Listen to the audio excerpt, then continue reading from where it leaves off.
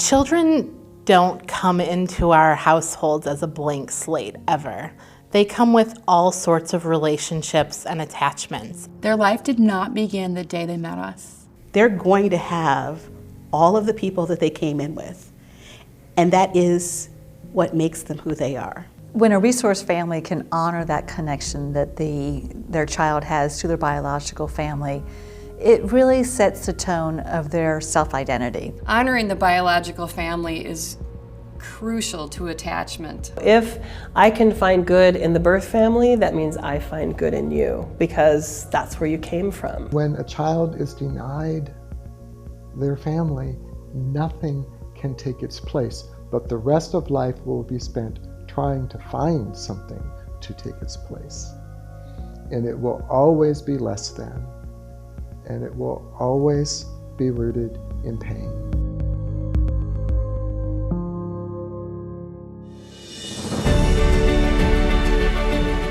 This is Core Teen, right time training for resource parents. In this episode, we focus on the importance of continued connections with people who matter for young people in care. We'll hear from the experts. So you want to look at and identify what were those significant relationships. We'll learn from veteran resource parents. We tell our kids we can love more than one child. Why couldn't you love more than one parent? We'll listen to the voices of youth. No one understands like your sibling does. And we'll get a rare glimpse into the birth parent experience.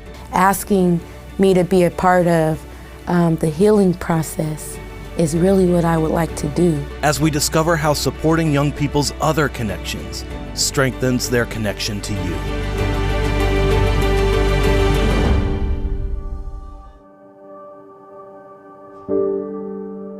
We are biologically programmed to stay connected in family. There is a connection so deep, so primal, so inherently human that no amount of time or distance, no court order, not even the love of a new family can break it. That is a biological connection that will never, ever be severed. It doesn't matter to the child if that mother was abusive and just did horrible things. They will always want that connection because that's how strong it is. The biological connection is always the strongest. That is the first family that they knew, and who, even though there was abuse and neglect that possibly happened, there was still love. You know, there was still love there. If you watch every Disney movie out there, what is the number one theme? It's the theme of the loss of a parent. That is every child's worst fear. And for our kids, that's exactly what now has happened. They've lost the most important connection that they've ever had. You know, foster and adoptive parents, resource parents, guardians, kin caregivers, everyone who's parenting kids who aren't growing up with the woman to whom they were born need to understand that there's loss, and that loss is just an inherent part of adoption, and that loss is real for our kids even if they were adopted at birth. There is still a very primal loss there. So when we look at how can we as the parents minimize loss for our kids, how can we maintain connections, if we give our children access to birth family,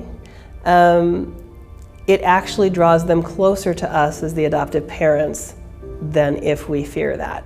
If a parent tells a child that we are going to wipe the slate clean, that we are going to start fresh, that you're going to become a part of our family, and you no longer have to be concerned about your history, past relationships, and attachments, that tells the child that there is something wrong with them, that their history, their past is bad. So we need to eliminate it, remove it, and give you a new history. That's the wrong message to send. Birth family connections, especially at the teenage years, have to be honored. Oftentimes, they know their biological family. They are in contact with their biological family. And so for you to say that that connection is no longer there, once again, disrespects who that youth, that teen is. I always speak of biological families in the most respectful terms that I can, because disrespecting where they come from is the same as disrespecting that child.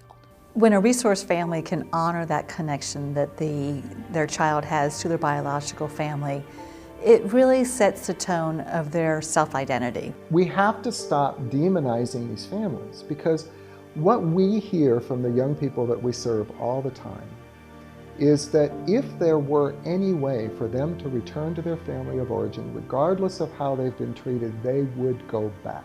A lot of these kids want to go home, and I guess it's just, that's their family, that's their connection, and they will end up home, no matter what. So if that is the desire of their hearts, and we know from practical experience and from research that the best possible adult connections for these young people to stabilize their lives is to have some positive connection to biological family, then for crying out loud, that's what we should be doing. We know from life experience and common sense that connections that matter can't simply be swapped out for new ones.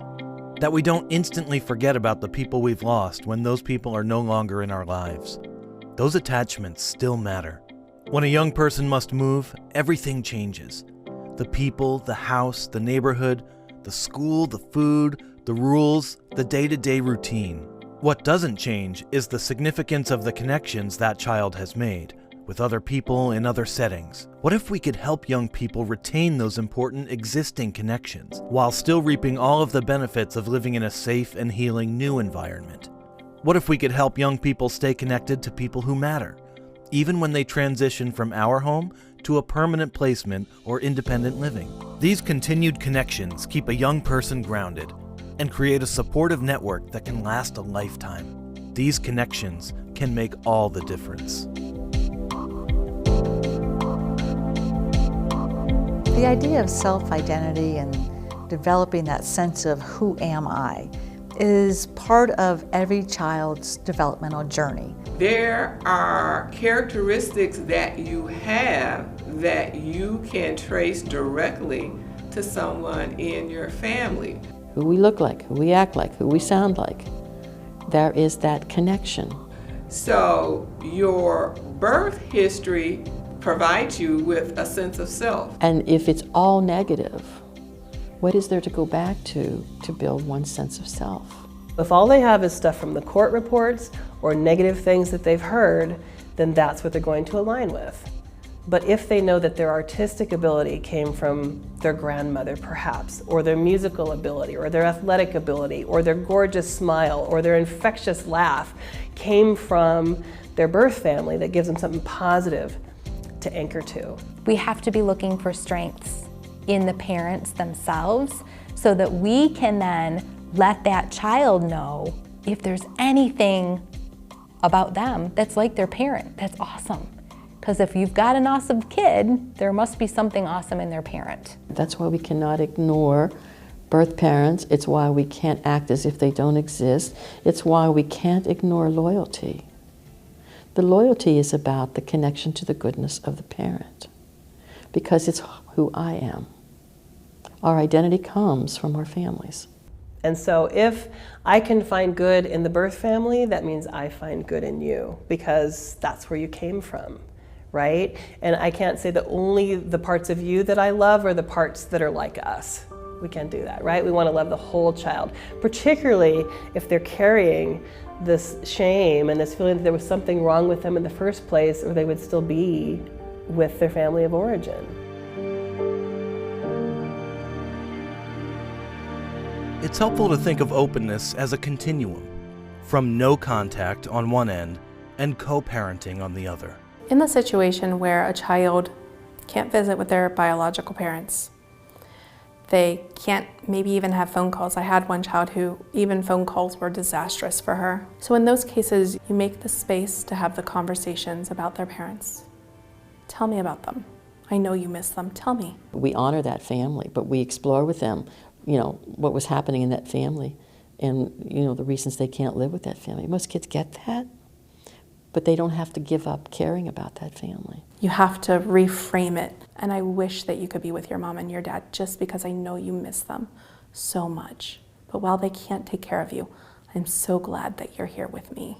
It's important for a young person to understand sometimes that that person still loves you, is still doing the best that they can do with what they've got, but that in fairness, what they've got isn't good enough for you. So you're reinforcing their story. You're reinforcing the fact that their parents love them. You're reinforcing the fact that you know that they love their parents. But you're also reinforcing, but you're safe and you're cared for and it'll be okay. You can have access by being open to your kids asking questions and not having your mouth get tight and your hands get tight and your voice get tight when they're talking about their birth family. To wonder aloud if they're thinking about their birth parents. To look for what are the things that you see in them and love in them that came from their birth family, because it didn't all come from you. Openness could include phone calls, letters, email, and social media without face-to-face contact. Or there might be get-togethers for special occasions, sporting competitions, or life cycle events. The other thing I do when they're grieving is I reconnect them with their families. I push really hard for visits to increase instead of decrease. If someone is missing someone, less time isn't going to help. It's going to be more time. This is counterintuitive to most foster parents. Most foster parents are like, oh, they're coming home sad and they're acting out and doing all this. The visits are bad. We need to stop them. I lean in and say, what other opportunities can we have for these two people to connect? Can they go to a school play? Can they go to a baseball game? Can they go to church? All of those different things. That connection, though, is super important for us to honor. If the get-togethers are positive and the youth wants more contact, it may be appropriate to plan more frequent visits and outings. Openness does not always refer to interactions with birth parents. Continued connections with extended family members can also be important. Maybe it's contact with siblings. Maybe there was a grandma who so adored your little babe and she couldn't parent him, but she knows the family history. She remembers his mom when she was little, and that's going to be invaluable to that child. This is not a competition. It's not either or. It's not picking and choosing. It's helping young people sort out and how their needs are met in families. Families are the best source of healing for young people.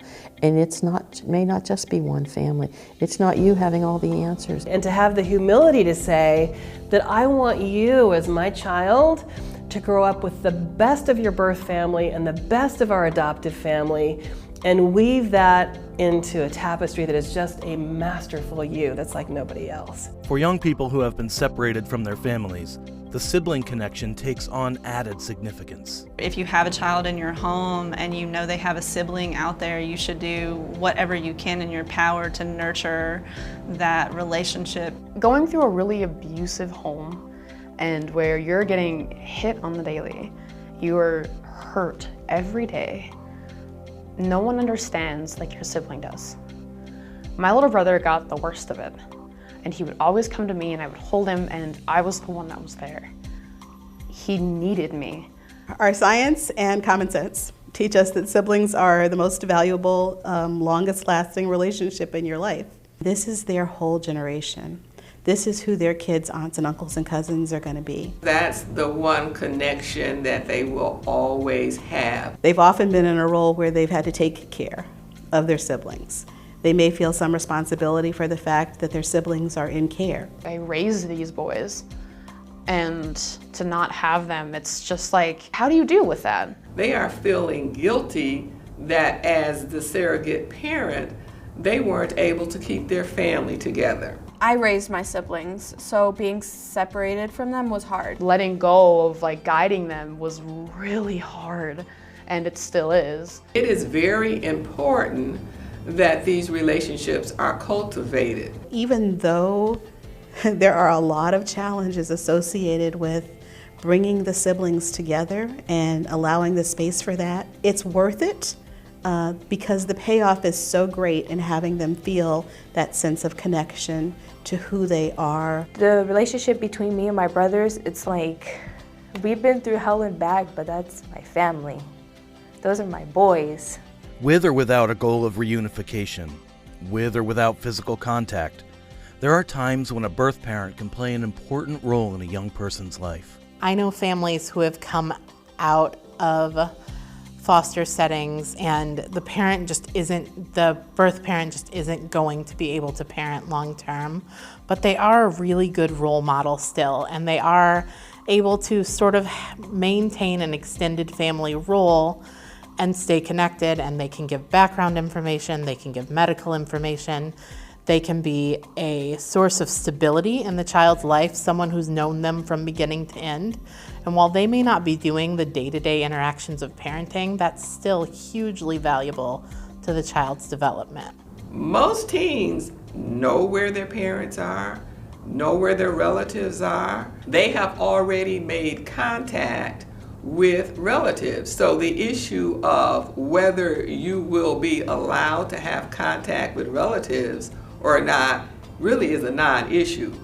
The question is, what parameters are we going to need to discuss and put in place regarding that contact? You know what? Young people are going online, they're going onto their social media, they're staying connected in one way or the other. So there's that. That's the first thing. That's like a truth we cannot hide from.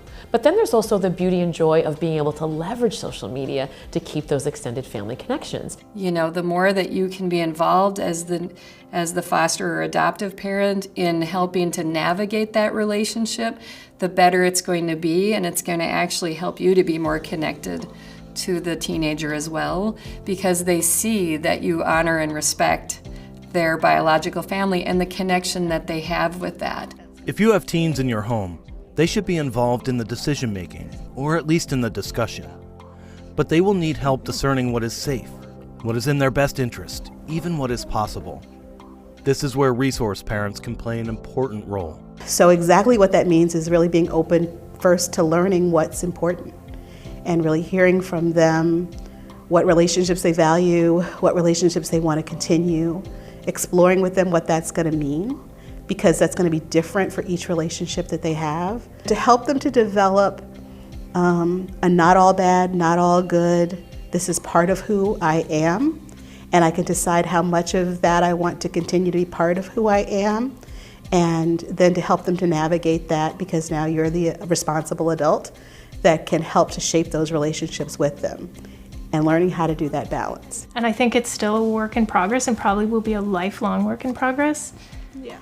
And then you've got the developmental phase of adolescents who sometimes want to let you help and sometimes want to do it themselves, and trying to figure out what that is and provide them with enough skills that they can do what they can do safely and trust you enough to come to you for help. You are not enemies with this family of origin. In fact, you're on the same team. Birth parents, most of them, love their children deeply, but sometimes they don't have the parenting capacity to keep them safe. A lot of times the biological parents of the kids that we're caring for are our children grown up.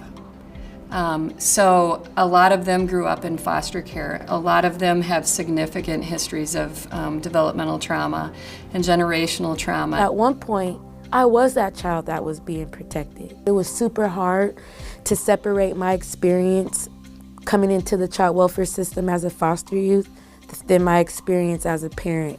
I was just wrapped up in shame and guilt and humiliation. They love their children. They just can't raise their children. I have the ability to raise them, but they have the ability to reach them in a way that I can't. So whenever possible, when you're able to bring those parents into your lives, do it. Don't be scared. I allowed birth parents to visit their kids at my house. You know, helping the birth parents see how my husband and I disciplined kids, helping them see what healthy meals looked like, helping them see healthy sibling interaction was all part of raising capacity. And we didn't say that. That wasn't how we approached it. It was more like, do you want to come have dinner with your kids? And yeah, if they could, they did. Asking me to be a part of the healing process is really what I would like to do. We've already been to the part of, we're here, we got visits, all the details of how they should be safe and who should be responsible watching what, right? But if we could kind of step, we know that and we honor that, But let's move into like the good stuff, like the healing. Where's all the fun at? Like, let's bake the cookies, right? Like, okay, Ashley's not allowed to be alone, have unsupervised visits yet, right? That might be hard for Ashley to kind of hear and accept. So what I'm gonna do is, me as a foster parent, maybe I'll do some visits for a little while. That way, I could kind of teach her and coach her on some stuff, and she gets a double whammy. She gets to spend time being in the home with me and my family, kind of learning some household skills, baking cookies, spending time with Sammy doing homework, helping with laundry. Capacity can be raised. And there's a team of people that should be helping that parent to raise the capacity. And guess what? I can be on that team by taking her to the soccer games, taking her to the medical doctor with me, modeling behavior that helps her raise her capacity, helping her understand her own worth. At the core of it, you both love that child. Families of origin almost always want the very best for their kids. You may have different opinions about what that looks like or how that plays out, but you're on the same team in wanting what's best for this child. One of my mottos is never too many people to love or to love me. So when you give them permission to miss their birth parents or their birth family, or to wonder about them, or to want contact with them, it actually brings you much, much, much closer in your parent-child relationship. Sometimes when kids start to form attachments with foster families, and they realize it subconsciously or consciously, they rebel so hard and they try and push you away because they don't want to feel disloyal. And so it's important to talk about how lots of people can love a child and that you can love lots and lots and lots of people. And that's actually really good. That can be really hard sometimes, right? Especially when you're going into adoption and you want to finally, just really feel like that child is your child. That's where the divided loyalty comes in. It's that, oh, I have to give this up to have this. It's the challenge for resource parents because they want to love this kid and give this kid all and be all, but you cannot be. In the world of resource families, you cannot be. This child loves another.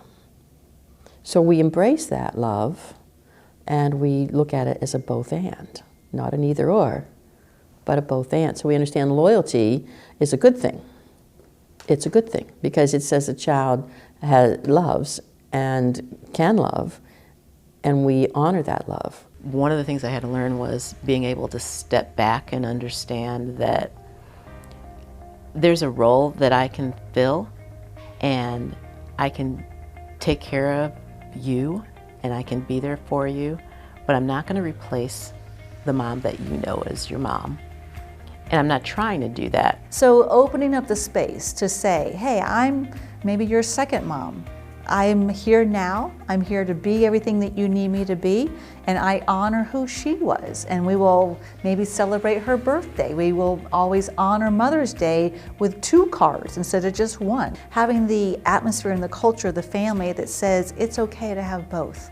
Not asking our children to choose between one or the other. There's a lot of loyalty issues that come with adoption. And I mean, I know it with my own kids. I know no matter what I do, no matter how terrible I decided to become, my kids are always going to love me and I'm always going to be mom. So why would I expect anything different from the kids who come to our home through the child welfare system? I've had both personal and professional experience with this, and I still have hard times on Mother's Day, right? Because I raised 4 girls out of foster care that came into my home at 14, all of them. And today, they're 30-something. And I still think to myself, who gets the first call on Mother's Day? Because I think I've replaced somebody. But you can't ever replace somebody. They're going to have all of the people that they came in with. And that is what makes them who they are. It's always a little hard, it's always a little uncomfortable, but ultimately working through it is for the good of the kids in your life.